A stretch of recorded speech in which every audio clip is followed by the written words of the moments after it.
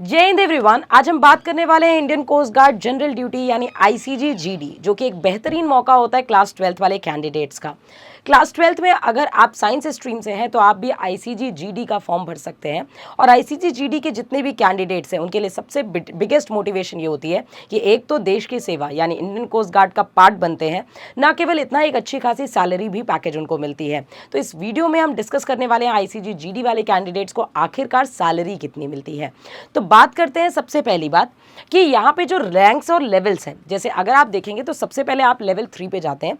Level 3 पे जो आपकी जो रैंक होती है दैट इज नाविक, और नाविक में जो आपकी सैलरी होती है वो 21,700 से लेकर के 69,100 तक जाती है। दैट मीन्स एक अच्छा खासा मार्जिन मिलता है। अब आपको लग रहा होगा कि मैम इतना ज़्यादा गैप कैसे?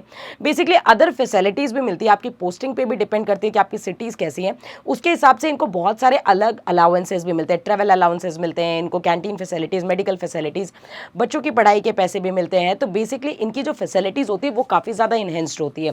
तो ये तो केवल आपकी सैलरी, इसके अलावा आपके अदर अलाउंसेस भी होते हैं।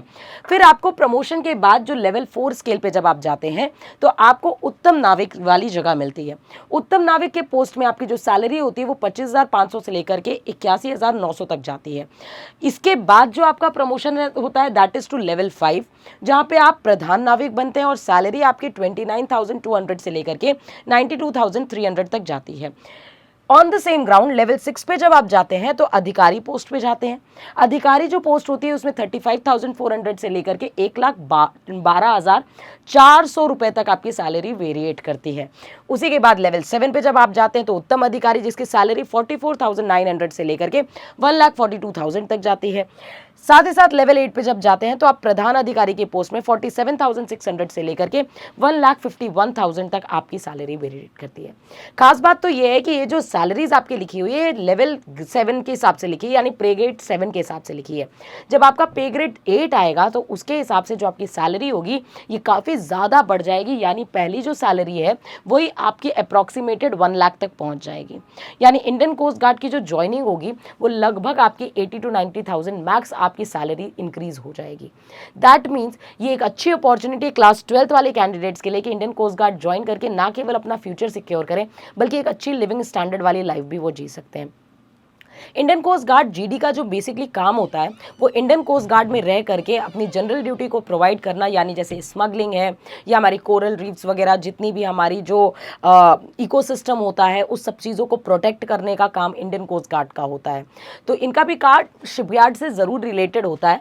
और अगर आप भी चाहते हैं इंडियन कोस्ट गार्ड की बेहतरीन तैयारी करना, इस सपने तक पहुँचना, तो आपके लिए आ चुका है बेसिकली एक बैच, दैट इज सचेत बैच। अगर आप भी सचेत हैं तो सचेत बैच का हिस्सा जरूर बनिए, जहां ना केवल आपको 6 मंथ 3 मंथ के बैचेस भी मिलेंगे, साथ ही साथ आपको उन बैचेस में रिटन और फेज 2 और मेडिकल तीनों की प्रिपरेशन कराई जाएगी। फेज 2 में आपको पूरी प्रिपरेशन इसमें इंक्लूडेड होती है। फेज 2 एक अच्छा खासा लेवल का एग्जाम माना जाता है जिसमें आईसीजी में मैक्सिमम बच्चे छटते हैं। तो आप सचेत बैच का हिस्सा बन करके अपनी प्रिपरेशन को प्रॉपरली अच्छे से एग्जीक्यूट करिए। मेडिकल गाइडेंस पूरी इंक्लूडेड होंगी इसमें। आप चाहते हैं अगर इन्फॉर्मेशन पूरी कंप्लीट लेना तो आप कॉल कर सकते हैं 9696330033 पे, एंड बैचेस के रिगार्डिंग सारी इन्फॉर्मेशन ले सकते हैं। अभी तक 1200 से ज़्यादा बच्चे इंडियन कोस्ट गार्ड में मेजर कलशी क्लासेस के थ्रू तैनात हैं। आप भी अगर चाहते हैं कि मेजर कलशी क्लासेस के थ्रू आपका ये सपना पूरा हो जाए तो आज ही ज्वाइन करें और रजिस्टर कर लें, क्योंकि आपका जो अपकमिंग एग्जाम है दैट इज ऑन सितंबर। तो सितंबर के इस अटेम्प्ट में आपको लग जाना चाहिए अभी से, क्योंकि बहुत लिमिटेड समय बचा हुआ है एंड आपके सामने सिलेबस काफ़ी ज़्यादा है।